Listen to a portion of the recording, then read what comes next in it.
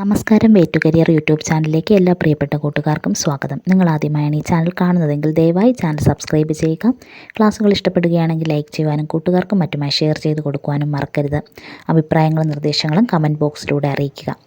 ക്ലാസ്സിലേക്ക് കടക്കാം. നമ്മളിന്ന് കറണ്ട് അഫെയറിൻ്റെ ക്ലാസ്സാണ് എടുക്കുന്നത് കേട്ടോ. 2024 കറണ്ട് അഫെയർ സീരീസിലെ ക്ലാസ്സാണ്. സ്റ്റാർട്ട് ചെയ്യുവാണേ. ഫസ്റ്റ് പോയിന്റിലേക്ക് നോക്കാം.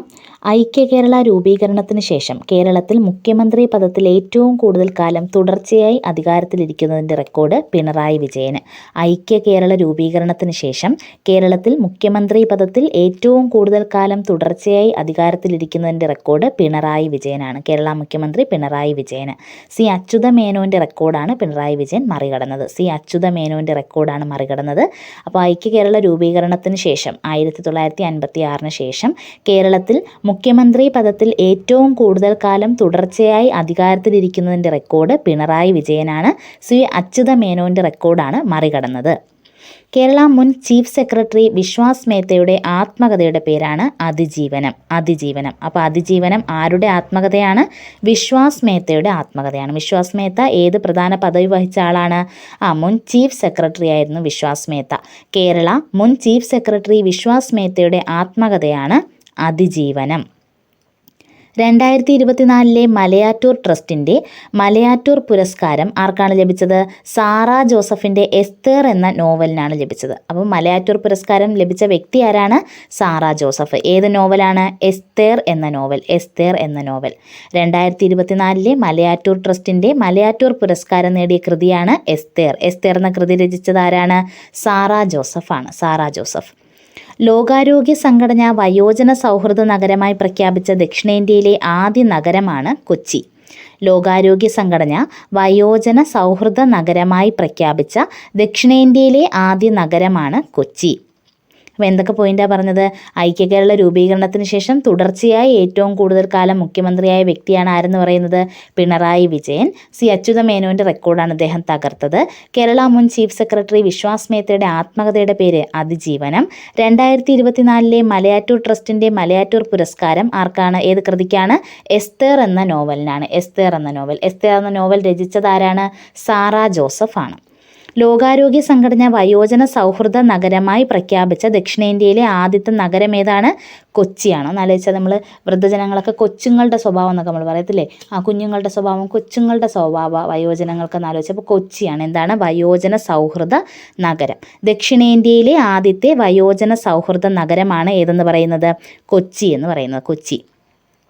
ഇന്ത്യയിൽ ജില്ലാ പഞ്ചായത്ത് തലത്തിൽ കാർബൺ ന്യൂട്രൽ റിപ്പോർട്ട് പുറത്തുവിടുന്ന ആദ്യ ജില്ലയാണ് വയനാട്. ഇന്ത്യയിൽ ജില്ലാ പഞ്ചായത്ത് തലത്തിൽ കാർബൺ ന്യൂട്രൽ റിപ്പോർട്ട് പുറത്തുവിടുന്ന ആദ്യ ജില്ല നമ്മുടെ കേരളത്തിലെ ജില്ലയായിട്ടുള്ള വയനാടാണ്. വയനാട്. ഇന്ത്യയിൽ തന്നെ ജില്ലാ പഞ്ചായത്ത് തലത്തിൽ കാർബൺ ന്യൂട്രൽ റിപ്പോർട്ട് പുറത്തുവിടുന്ന ആദ്യ ജില്ലയാണ് വയനാട്. കേരള സർക്കാർ ഉടമസ്ഥതയിലുള്ള OTT പ്ലാറ്റ്ഫോമിൻ്റെ പേരെന്താണ്? കേരള സർക്കാർ ഉടമസ്ഥതയിലുള്ള OTT പ്ലാറ്റ്ഫോമിൻ്റെ പേരാണ് സി സ്പേസ്. ഓക്കെ. കേരള സർക്കാർ ഉടമസ്ഥതയിലുള്ള OTT പ്ലാറ്റ്ഫോമിൻ്റെ പേരാണ് സി സ്പേസ് എന്ന് പറയുന്നത്. C space. രാജ്യത്തെ ആദ്യ സർക്കാർ OTT സംരംഭമാണിത്.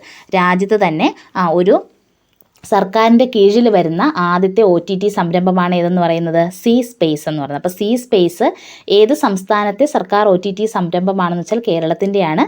പേരെന്താണ്? സി സ്പേസ് എന്നാണ്. 2023 മാതൃഭൂമി സാഹിത്യ പുരസ്കാരം ലഭിച്ചത് ആർക്കാണ്? സക്കറിയയ്ക്കാണ്. സക്കറിയ. 2023 മാതൃഭൂമി സാഹിത്യ പുരസ്കാരം ലഭിച്ചത് സക്കറിയയ്ക്കാണ്. അപ്പോൾ നമ്മൾ തൊട്ട് മുമ്പ് ഒരു അവാർഡ് പഠിച്ചത് ഏതാ? 2024 മലയാറ്റൂർ ട്രസ്റ്റിൻ്റെ മലയാറ്റൂർ പുരസ്കാരം ലഭിച്ചത് കൃതിയാണ് എസ്തേർ. ഇവിടെ വ്യക്തിക്കാണ് കൊടുക്കുന്നത്. 2023 മാതൃഭൂമി സാഹിത്യ പുരസ്കാരം ലഭിച്ചത് ആർക്കാണ്? സക്കറിയയ്ക്കാണ്. സക്കറിയ. അർഹരായ മുഴുവൻ വിദ്യാർത്ഥികളെയും വോട്ടർ പട്ടികയിൽ ചേർത്ത രാജ്യത്തെ ആദ്യ ജില്ലയാണ് കണ്ണൂർ. അർഹരായ മുഴുവൻ വിദ്യാർത്ഥികളെയും വോട്ടർ പട്ടികയിൽ ചേർത്ത രാജ്യത്തെ ആദ്യ ജില്ലയാണേത്? കണ്ണൂർ. ഇങ്ങനെ ആലോചിച്ചാൽ മതി. നമ്മുടെ മുഖ്യമന്ത്രിയുടെ സ്ഥലം കണ്ണൂരല്ലേ? പിണറായി വിജയൻ്റെ സ്ഥലം ധർമ്മടം കണ്ണൂരാണ്. അപ്പോൾ കണ്ണൂർ അദ്ദേഹം വീണ്ടും മുഖ്യമന്ത്രിയാവാൻ അവിടെയുള്ള എല്ലാ 18 വയസ്സ് കഴിഞ്ഞ വിദ്യാർത്ഥികളെ എന്താക്കി? വോട്ടർ പട്ടികയിൽ ചേർത്തു. ഒന്ന് ജസ്റ്റ് ഇങ്ങനെ ഒന്ന് ആലോചിച്ച് വെച്ചിരുന്നു, നമുക്ക് ഓർത്തിരുന്നാൽ പോരെ. അപ്പോൾ എന്താണ്? മുഴുവൻ വിദ്യാർത്ഥികളെയും, അർഹരായ മുഴുവൻ വിദ്യാർത്ഥികളെ എന്ന് ഉദ്ദേശിക്കുന്നത് എന്താ? 18 വയസ്സ് കഴിഞ്ഞ മുഴുവൻ വിദ്യാർത്ഥികളെയും വോട്ടർ പട്ടികയിൽ ചേർത്ത രാജ്യത്തെ ആദ്യ ജില്ലയാണ്. രാജ്യത്തെ തന്നെ ആദ്യ ജില്ലയാണ് ഏത്? കണ്ണൂർ. പോയിന്റുകൾ ക്ലിയർ ആണല്ലോ? ഐക്യകേരള രൂപീകരണത്തിന് ശേഷം ഏറ്റവും കൂടുതൽ കാലം തുടർച്ചയായ മുഖ്യമന്ത്രിയായ വ്യക്തി ആരാണ്? പിണറായി വിജയനാണ്. കേരള മുൻ ചീഫ് സെക്രട്ടറി വിശ്വാസ് മേത്തയുടെ ആത്മകഥ അതിജീവനം. 2024 മലയാറ്റൂർ ട്രസ്റ്റിന്റെ മലയാറ്റൂർ പുരസ്കാരം നേടിയ കൃതി എസ്തേർ രചിച്ചത് സാറാ ജോസഫ്. ലോകാരോഗ്യ സംഘടന വയോജന സൗഹൃദ നഗരമായി പ്രഖ്യാപിച്ച ദക്ഷിണേന്ത്യയിലെ ആദ്യത്തെ നഗരം കൊച്ചി. ഇന്ത്യയിൽ ജില്ലാ പഞ്ചായത്ത് തലത്തിൽ കാർബൺ ന്യൂട്രൽ റിപ്പോർട്ട് തയ്യാറാക്കുന്ന ആദ്യ ജില്ല വയനാട്.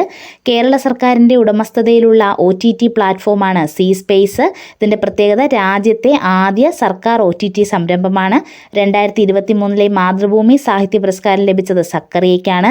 അർഹരായ മുഴുവൻ വിദ്യാർത്ഥികളെയും വോട്ടർ പട്ടികയിൽ ചേർത്ത രാജ്യത്തെ ആദ്യ ജില്ലയാണ് കണ്ണൂർ. നെക്സ്റ്റ് പോയിന്റ് നോക്കാം. ആദിവാസി ജനതയ്ക്ക് ആരോഗ്യ സേവനങ്ങൾ നേരിട്ട് നൽകുക എന്ന ലക്ഷ്യത്തോടെ പട്ടികവർഗ വികസന വകുപ്പ്, ആരോഗ്യ വകുപ്പ്, ഇന്ത്യൻ മെഡിക്കൽ അസോസിയേഷൻ എന്നിവയുടെ സഹകരണത്തോടെ നടപ്പിലാക്കുന്ന പദ്ധതിയാണ് സ്നേഹഹസ്തം. എന്താണ് സ്നേഹഹസ്തം പദ്ധതി? ആദിവാസി ജനതയ്ക്ക് ആരോഗ്യ സേവനങ്ങൾ നേരിട്ട് നൽകുക. നമ്മൾ ഹസ്തം എന്ന് വെച്ചാൽ എന്താ? കൈ കൊണ്ട് നമ്മളിങ്ങനെ നേരിട്ട് കൊടുക്കുക. കൈ കൊണ്ട് കൊടുക്കുക എന്ന് വെച്ചാൽ എന്താ? നേരിട്ട് കൊടുക്കുക എന്നാണ്.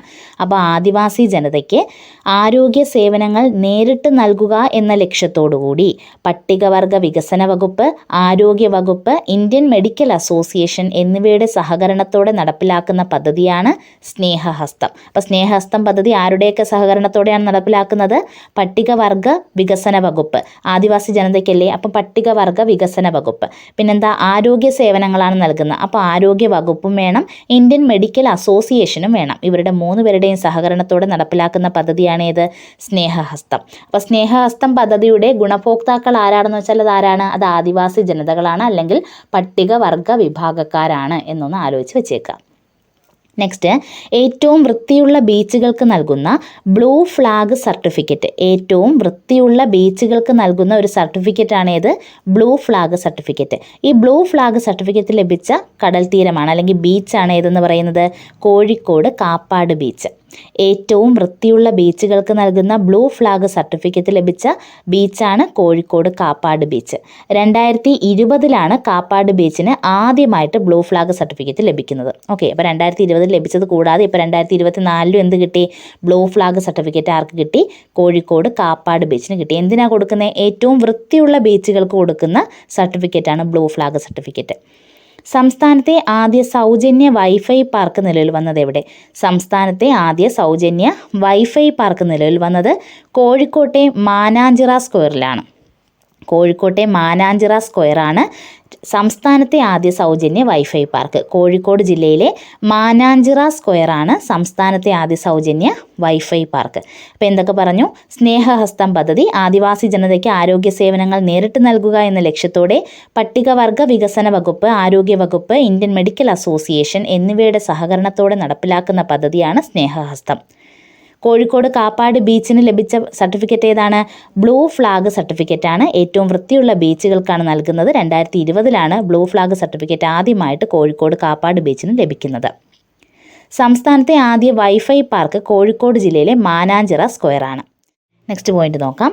കേരളത്തിലെ ആദ്യ സമ്പൂർണ്ണ ഡിജിറ്റൽ സാക്ഷരതാ മണ്ഡലം. കേരളത്തിലെ ആദ്യ സമ്പൂർണ്ണ ഡിജിറ്റൽ സാക്ഷരതാ മണ്ഡലമാണ് തളിപ്പറമ്പ്. കേരളത്തിലെ ആദ്യ സമ്പൂർണ്ണ ഡിജിറ്റൽ സാക്ഷരതാ മണ്ഡലം ഏതാണ്? അത് തളിപ്പറമ്പാണ്. തളിപ്പറമ്പ്. 2024 തകഴി സാഹിത്യ പുരസ്കാരം ലഭിച്ചത് ആർക്ക്? 2024 തകഴി പുരസ്കാരം ലഭിച്ചത് ആർക്കാണ്? MK സാനുവിനാണ്. MK സാനു. അപ്പോൾ നമ്മൾ തൊട്ട് മുമ്പ് പറഞ്ഞ ഏതാണ്? മലയാറ്റൂർ പുരസ്കാരം ലഭിച്ചത് ആർക്കായിരുന്നു? എസ്തേർ എന്ന നോവലിന് സാറാ ജോസഫാണ് എഴുതിയത് അല്ലേ. മാതൃഭൂമി പുരസ്കാരം ആർക്കായിരുന്നു? സക്കറിയയ്ക്കായിരുന്നു. ഇപ്പോൾ പറഞ്ഞത് ഏതാ? തകഴി സാഹിത്യ പുരസ്കാരമാണ്. അത് MK സാനുവിനാണ് ലഭിച്ചത്. 2024 തകഴി സാഹിത്യ പുരസ്കാരം ലഭിച്ച വ്യക്തി ആരാണ്? സാഹിത്യകാരൻ ആരാണ്? MK സാനു ആണ്. നെക്സ്റ്റ് പോയിന്റ്, 2024 ഏഷ്യ കപ്പ് വനിതാ ക്രിക്കറ്റ് ടൂർണമെൻറ്റ് വേദി. 2024 ഏഷ്യ കപ്പ് വനിതാ ക്രിക്കറ്റ് ടൂർണമെൻറ്റ് വേദി എവിടെയായിരുന്നു? ശ്രീലങ്കയായിരുന്നു. ശ്രീലങ്ക. 2024 ഏഷ്യ കപ്പ് വനിതാ ക്രിക്കറ്റ് ടൂർണമെൻറ്റ് വേദി ശ്രീലങ്ക. രാജ്യാന്തര ഹോക്കി ഫെഡറേഷൻ്റെ അത്ലറ്റ്സ് കമ്മിറ്റിയുടെ അധ്യക്ഷനായ ഇന്ത്യൻ താരമാണ് PR ശ്രീജേഷ്. ഓർത്തു വെച്ചേക്കുക, രാജ്യാന്തര ഹോക്കി ഫെഡറേഷൻ്റെ അത്ലറ്റ്സ് കമ്മിറ്റിയുടെ അധ്യക്ഷനായ ഇന്ത്യൻ താരമാണ് PR Sreejesh. Okay, 2024 Asia cup വനിതാ ക്രിക്കറ്റ് ടൂർണമെൻറ്റ് വേദി ശ്രീലങ്ക. രാജ്യാന്തര ഹോക്കി ഫെഡറേഷൻ്റെ അത്ലറ്റ്സ് കമ്മിറ്റിയുടെ അധ്യക്ഷനായ ഇന്ത്യൻ താരം PR ശ്രീജേഷ്. ഓക്കെ. 150 അന്താരാഷ്ട്ര മത്സരങ്ങൾ കളിക്കുന്ന ആദ്യ ഇന്ത്യൻ ഫുട്ബോൾ താരം. 150 അന്താരാഷ്ട്ര ഫുട്ബോൾ മത്സരങ്ങൾ കളിക്കുന്ന ആദ്യ ഇന്ത്യൻ ഫുട്ബോൾ താരം ആരാണ്? സുനിൽ ഛേത്രിയാണ്. സുനിൽ ഛേത്രി. അപ്പോൾ എന്തൊക്കെ പോയിന്റുകൾ നമ്മൾ കായികവുമായി ബന്ധപ്പെട്ട് പറഞ്ഞത്? 2024 ഏഷ്യ കപ്പ് വനിതാ ക്രിക്കറ്റ് ടൂർണമെൻറ്റ് വേദിയാണ് ശ്രീലങ്ക. രാജ്യാന്തര ഹോക്കി ഫെഡറേഷൻ്റെ അത്ലറ്റ്സ് കമ്മിറ്റിയുടെ അധ്യക്ഷനായ ആദ്യ ഇന്ത്യൻ താരം PR ശ്രീജേഷ്. 150 അന്താരാഷ്ട്ര മത്സരങ്ങൾ കളിക്കുന്ന ആദ്യ ഇന്ത്യൻ ഫുട്ബോൾ താരമാണ് സുനിൽ ഛേത്രി എന്ന് പറയുന്നത്. ഇന്നത്തെ ക്ലാസ്സിലെ കാര്യങ്ങളെല്ലാം ക്ലിയർ ആയെന്ന് കരുതുന്നു. ക്ലാസ് ഇഷ്ടപ്പെടുകയാണെങ്കിൽ ലൈക്ക് ചെയ്യുവാനും കൂട്ടുകാർക്കും മറ്റുമായി ഷെയർ ചെയ്ത് കൊടുക്കുവാനും മറക്കരുത്. ക്ലാസ്സിനെക്കുറിച്ചുള്ള അഭിപ്രായങ്ങളും നിർദ്ദേശങ്ങളും കമൻറ്റ് ബോക്സിലൂടെ അറിയിക്കുക. താങ്ക്